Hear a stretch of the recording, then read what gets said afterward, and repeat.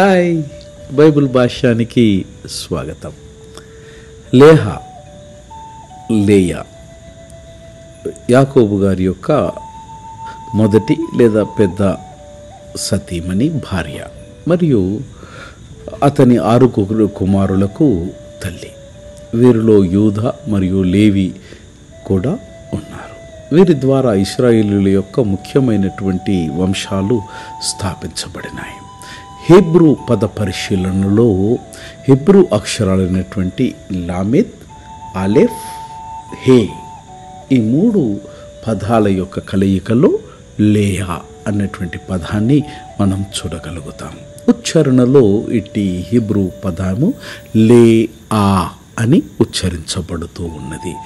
Hebrew క్రియాత్మక పదమైనటువంటి లాహ్ నుండి లేఆ అనే పదం ప్రాణం పోసుకున్నది. లాహ్ అనే హీబ్రూ క్రియాపదం యొక్క అర్థము అలసట, మాంద్యము, అలసిపోయినది అని దీని యొక్క అర్థం. అందుకే లేయా అనంటే అలసినది లేదా బాధపడినది అనేది దీని యొక్క అర్థంగా మనం చూస్తాం. కొంతమంది బైబిల్ పండితుల అనుసారంగా ఇట్టి లాహ్ అన్నటువంటి క్రియాపదమైనటువంటి హీబ్రూ పదం అకాడియన్, ఉగారిటిక్ భాషల ఆధారంగా ఆవు లేదా ఎద్దు అనేటువంటి భావనతోనూ బలము, సంతానోత్పత్తి అనేటువంటి అనేకమైన అర్థాలను ఇది సూచిస్తూ ఉందని అభిప్రాయపడుతున్నారు బైబిల్ పండితులు. బైబిల్లో లేయా యొక్క జీవితం కూడా ఈ అర్థాలను ప్రతిబింబిస్తూ ఉన్నది. బాధతో మొదలై ఆరాధన, కృప, వాగ్దాన వంశముతో ఇది ముగిస్తూ ఉన్నది. లేయా జీవితము నుండి దేవుడు మనకు నేర్పే పాఠము, దేవుడు అనగారిన వాడిని విడిచిపెట్టడు, గమనిస్తాడు, ఆదరిస్తాడు. మన విలువ మనుష్యుల నుండి కాదు, పైనున్న భగవంతుని నుండి కలుగుతుందని లేయా మనకు నేర్పిస్తుంది.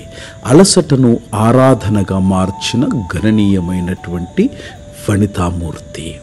దేవుని యొక్క యోచనలో అప్రతిష్ట వహించిన వారికి కూడా స్థానము ఉన్నది అని బలపరుస్తుంది. కష్టాల మధ్య విశ్వాసం. లేఆ అనే పేరులో అలసట.